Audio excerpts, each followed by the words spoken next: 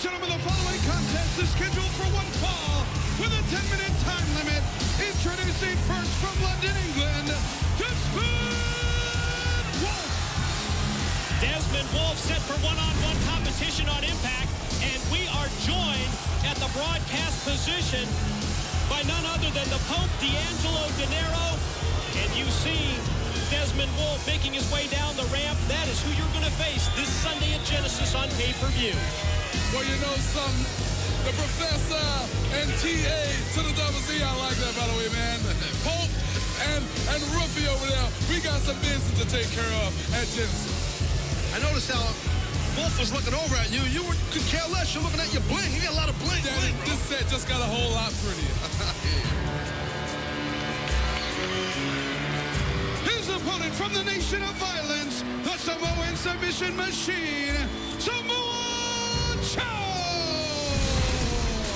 What do you think just 3 days before your one-on-one matchup with Desmond Wolfe at Genesis, and he's got to face the Samoan submission machine, the man who has a TNA World Heavyweight title shot in the bank with that Feast or Fire case. I'm talking about Samoa Joe.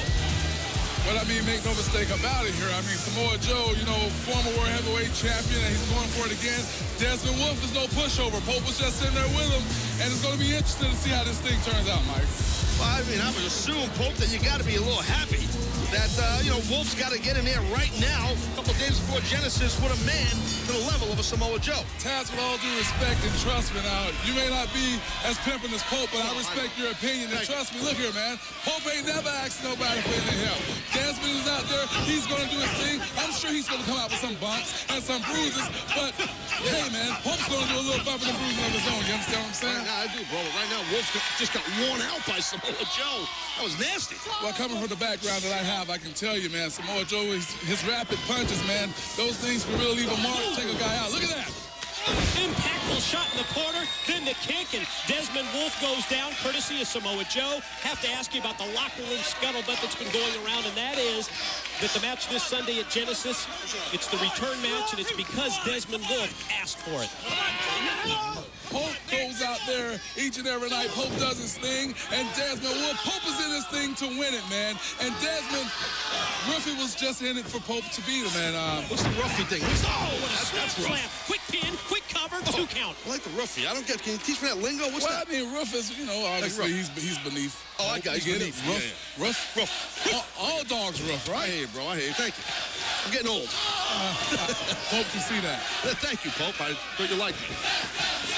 Oh, look at Pope. Look at Joe now going for the choke. Rear naked choke, but a smart move here, strategy-wise, by Desmond Wolfe, hitting the back into the corner, connects with the elbow, and here he comes.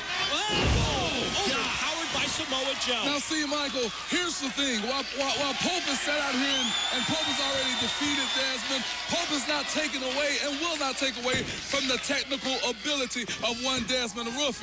But when he gets in there with a guy like Joe, man, this guy has to capitalize at every opportunity that he gets, or that same outcome is going to be the result.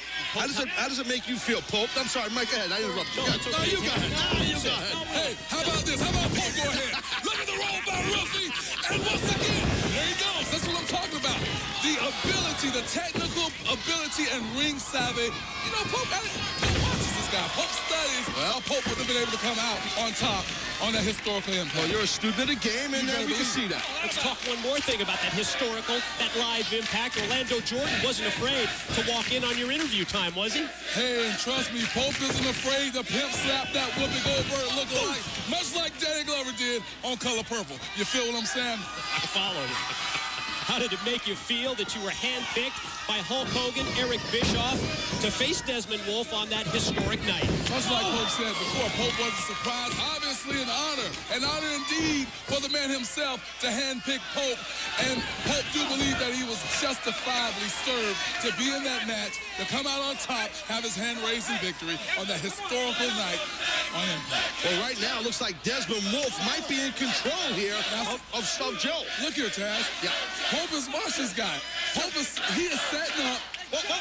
Obviously, Jones watched as well. Yeah, he was going for the Tower of London. Absolutely. Joe cross-faced his way out of it, going for that rear choke.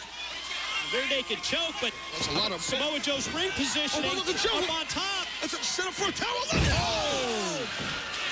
And Joe got caught with the Tower of London, will not be caught in that. If I do, the outcome may not be it may be the same, and Pope will be watching his tape. Pope will be studying his always. That was impressive, bro. For him to get out of that rear naked choke and counter it the way that Wolfe did, that was impressive. I mean, you got to give the man credit. Again, Pope is not going to take away from this guy's ability in the ring. Pope is just going to make sure that he's one step faster, one step quicker, and use all the Pope necessary tools to come out on top yet again. I want to thank you for joining us out here. Sorry Mike had to be with us, but, you know, he's kind of the play-by-play guy. But